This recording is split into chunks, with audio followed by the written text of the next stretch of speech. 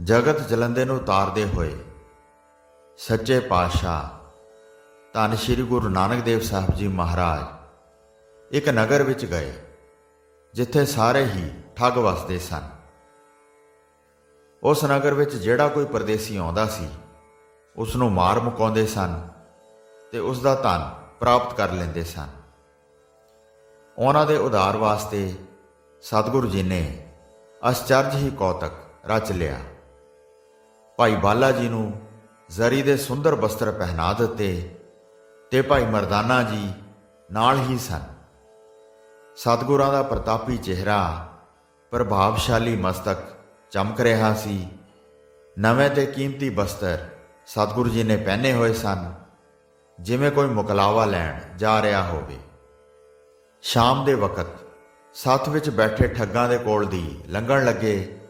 ਆਪਣਾ ਆਇਆ ਸ਼ਿਕਾਰ ਸਮਝ ਕੇ ਉਮਰ ਵਿੱਚ ਸਿਆਣੇ ਠੱਗਾਂ ਨੇ ਇਸ਼ਾਰਾ ਕੀਤਾ ਤਾਂ ਉਹਨਾਂ ਨੇ ਗੱਲਾਂ ਵਿੱਚ ਭਰਮਾਉਣ ਵਾਸਤੇ ਕਿਹਾ ਕਿ ਨੌਜਵਾਨਾਂ, ਕਿਸੇ ਸ਼ਾਹੂਕਾਰ ਦਾ ਪੁੱਤਰ ਲੱਗਦਾ ਹੈ, ਸੁੱਖ ਨਾਲ ਵਸਦੇ ਨਗਰ ਵਿੱਚ ਆਇਆ ਹੈ, ਰਾਤ ਪੈ ਰਹੀ ਹੈ, ਫਿਰ ਆਪ ਦੇ ਪਾਸ ਧਨ ਵੀ ਹੋਵੇਗਾ, ਰਸਤੇ ਵਿੱਚ ਕੋਈ ਚੋਰ ਠੱਗ ਲੁੱਟ ਲਵੇਗਾ, ਤੁਸੀਂ ਰਾਤ ਸਾਡੇ ਨਗਰ ਵਿੱਚ ਹੀ ਰਹੋ। ਸਤਿਗੁਰੂ ਜੀ ਨੇ ਕਿਹਾ ਕਿ ਜਿਵੇਂ ਤੁਸੀਂ ਕਹੋ ਠੀਕ ਹੈ, ਸਾਨੂੰ ਕੋਈ ਅਲੱਗ ਜਗ੍ਹਾ ਦੇ ਦਿਓ ਜਿੱਥੇ ਅਸੀਂ ਆਰਾਮ ਕਰ ਸਕੀਏ। ਠੱਗ ਕਹਿਣ ਲੱਗੇ ਕਿ ਜਿਵੇਂ ਤੁਸੀਂ ਵੱਡੇ ਹੋ, ਇਸੇ ਤਰ੍ਹਾਂ ਸਾਡੇ ਪਿੰਡ ਦੇ ਵੱਡੇ ਰੱਜੇ ਪੁੱਜੇ ਚੌਧਰੀ ਸਾਹਿਬ ਜੀ ਹਨ, ਉਹਨਾਂ ਦੇ ਘਰ ਤੁਹਾਡਾ ਨਿਵਾਸ ਕਰਾਂਗੇ। ਚੌਧਰੀ ਆਪਣੇ ਘਰ ਲੈ ਗਿਆ ਤੇ ਬਹੁਤ ਪ੍ਰਸੰਨ ਹੋਇਆ। ਉੱਪਰੋਂ ਮਿੱਠੀਆਂ ਮਿੱਠੀਆਂ ਗੱਲਾਂ ਮਾਰਨ ਲੱਗਾ।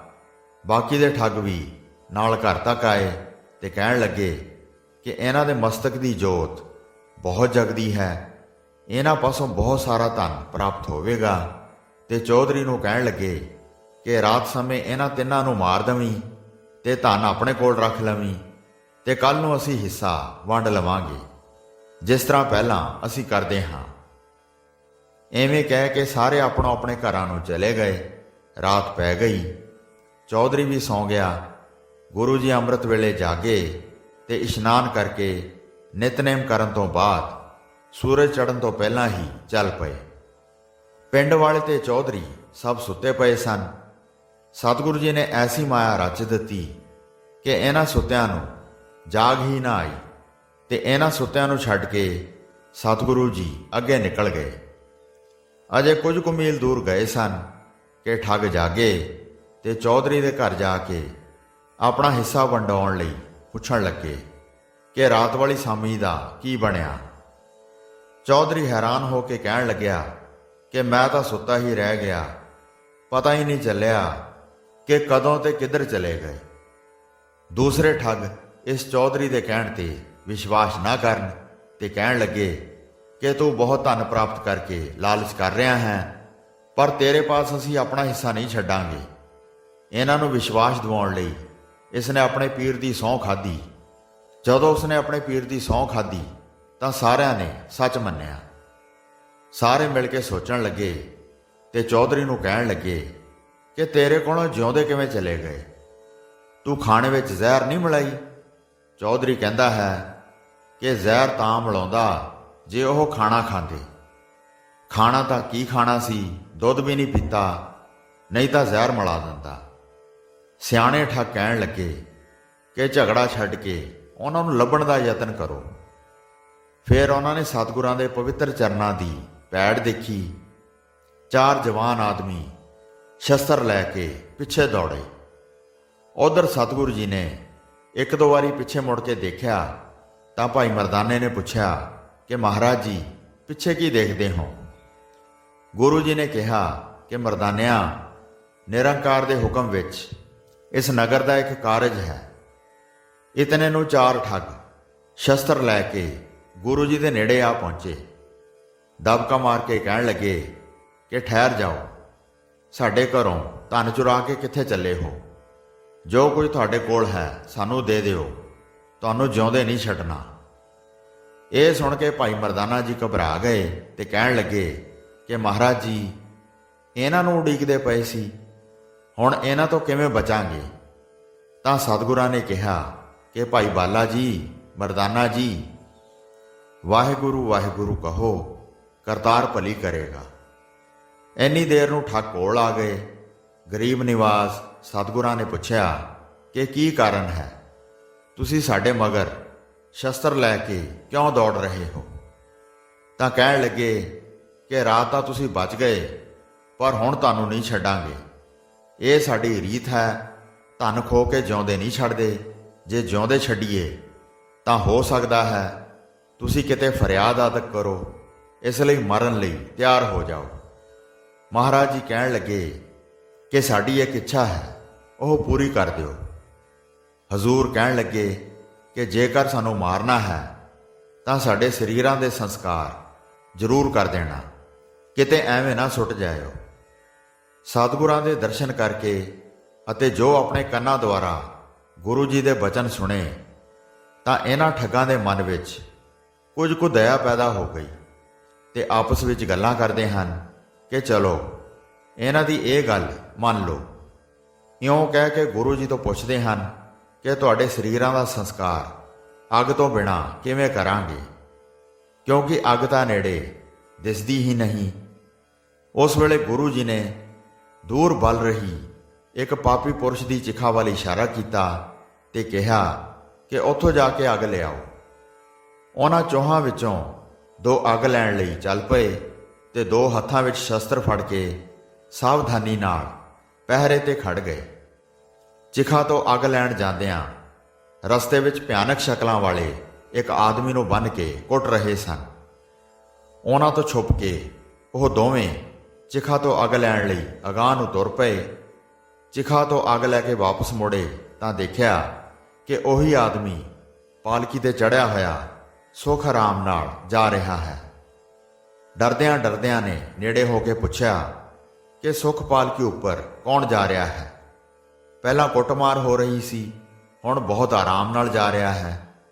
ਦੇਵਗਣਾਂ ਨੇ ਕਿਹਾ ਕਿ ਮਾਰ ਕੁੱਟ ਕੇ ਨਰਕਾਂ ਵੱਲ ਲੈ ਜਾਣਾ ਸੀ, ਪਰ ਹੁਣ ਇਸ ਤੇ ਸ੍ਰੀ ਗੁਰੂ ਨਾਨਕ ਦੇਵ ਜੀ ਦੀ ਪ੍ਰੇਮ ਭਰੀ ਨਜ਼ਰ ਪੈ ਗਈ ਹੈ। ਛਿਣ ਵਿੱਚ ਹੀ ਸਾਰੇ ਪਾਪ ਨਾਸ਼ ਹੋ ਗਏ ਹਨ ਤੇ ਇਹ ਨਿਹਾਲ ਹੋ ਗਿਆ ਹੈ। ਇਸ ਲਈ ਇਸ ਨੂੰ ਸੁਖ ਪ੍ਰਾਪਤ ਹੋਇਆ ਹੈ ਤੇ ਜਮਾਂ ਤੋਂ ਉਲਟ ਰਾਮਗਣ ਲੈਣ ਵਾਸਤੇ ਆਏ ਹਨ।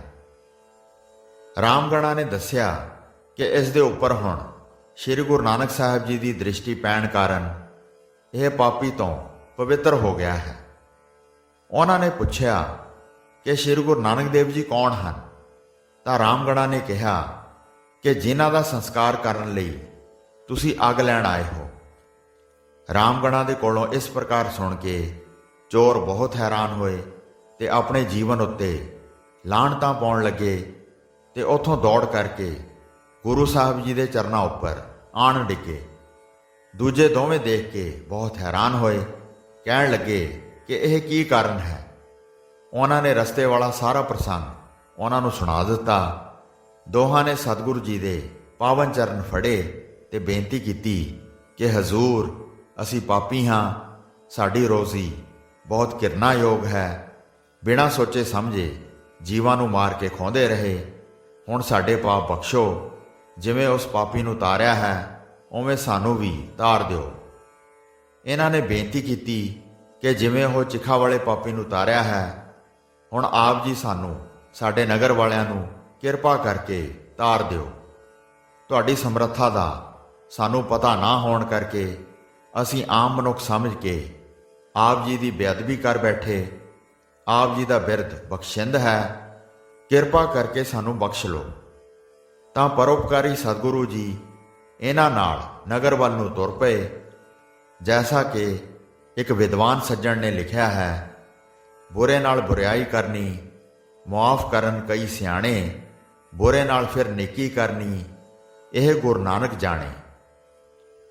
ਚੋਰਾਂ ਠੱਗਾਂ ਪਾਪੀਆਂ ਨੂੰ ਬਖਸ਼ਣ ਲਈ ਸਤਿਗੁਰੂ ਜੀ ਫੇਰ ਨਗਰ ਵਿੱਚ ਆਏ।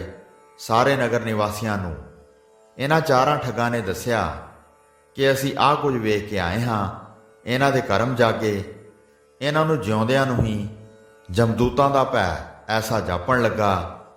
ਗੁਰੂ ਦੇ ਚਰਨਾਂ ਤੋਂ ਬਿਨਾਂ ਹੋਰ ਕੋਈ ਓਟ ਆਸਰਾ ਨਾ ਦੇਖ ਕੇ ਸਾਰੇ ਨਗਰ ਦੇ ਲੋਕ ਚਰਨੀ ਪਏ ਤੇ ਵਾਰ-ਵਾਰ ਬੇਨਤੀਆਂ ਕਰਨ ਲੱਗੇ, ਸਤਿਗੁਰਾਂ ਨੇ ਕਿਹਾ ਕਿ ਪਾਪਾਂ ਵਾਲੀ ਕਿਰਤ ਛੱਡੋ, ਪਾਪਾਂ ਨਾਲ ਕਮਾਇਆ ਧਨ ਗਰੀਬਾਂ ਵਿੱਚ ਵੰਡ ਦਿਓ, ਹੱਥੀਂ ਧਰਮ ਦੀ ਕਿਰਤ ਕਰੋ, ਦਸਵੰਧ ਕੱਢੋ, ਸੰਤਾਂ, ਅਭਿਆਗਤਾਂ, ਮਹਿਮਾਨਾਂ ਦੀ ਸੇਵਾ ਕਰਿਆ ਕਰੋ, ਨਗਰ ਵਿੱਚ ਧਰਮਸਾਲ ਬਣਾਓ, ਉਸ ਵਿੱਚ ਬੈਠ ਕੇ ਗੁਰਬਾਣੀ ਦਾ ਕੀਰਤਨ ਗਾਇਆ ਕਰੋ। ਸਾਰਿਆਂ ਨੇ ਸਤਿਗੁਰੂ ਜੀ ਦਾ ਹੁਕਮ ਸਿਰ ਮੱਥੇ ਮੰਨ ਕੇ ਧਰਮਸਾਲ ਬਣਾਈ। ਪ੍ਰੇਮਾ ਭਗਤੀ ਦੇ ਅਧਿਕਾਰੀ ਹੋ ਕੇ ਸਿੱਖੀ ਧਾਰਨ ਕੀਤੀ। ਵਾਹਿਗੁਰੂ ਦੇ ਮੰਤਰ ਵਿੱਚ ਲਿਵ ਲਾਉਣ ਲੱਗੇ। ਸਤਿਗੁਰੂ ਜੀ ਨੇ ਇਹਨਾਂ ਤੇ ਵੀ ਕਿਰਪਾ ਕਰਕੇ ਜਿਵੇਂ ਚਿਖਾ ਵਾਲੇ ਜੀਵ ਦਾ ਉਧਾਰ ਕੀਤਾ ਸੀ, ਇਹਨਾਂ ਜਿਉਂਦਿਆਂ ਨੂੰ ਜੋ ਪਾਪਾਂ ਦੀ ਚਿਖਾ ਤੇ ਚੜੇ ਹੋਏ ਸਨ, ਕਿਰਪਾ ਭਰੀ ਨਿਗਾਹ ਨਾਲ ਤੱਕ ਕੇ ਨਾਨਕ ਨਦਰੀ ਨਦਰ ਨਿਹਾਲ ਕਰ ਦਿੱਤਾ। ਸੱਚੇ ਪਾਤਸ਼ਾਹ ਧੰਨ ਸ਼੍ਰੀ ਗੁਰੂ ਨਾਨਕ ਦੇਵ ਜੀ ਦੀ ਦ੍ਰਿਸ਼ਟੀ ਐਸੀ ਹੈ ਕਿ ਸਤਿਗੁਰੂ ਜੀ ਜੀਵਾਂ ਨੂੰ ਨਿਹਾਲ ਕਰ ਦਿੰਦੇ ਹਨ। ਜਿਨ ਕੋ ਨਦਰ ਕਰਮ ਤਿਨਕਾਰ, ਨਾਨਕ ਨਦਰੀ ਨਦਰ ਨਿਹਾਲ। ਵਾਹਿਗੁਰੂ ਜੀ ਕਾ ਖਾਲਸਾ, ਵਾਹਿਗੁਰੂ ਜੀ ਕੀ ਫਤਿਹ।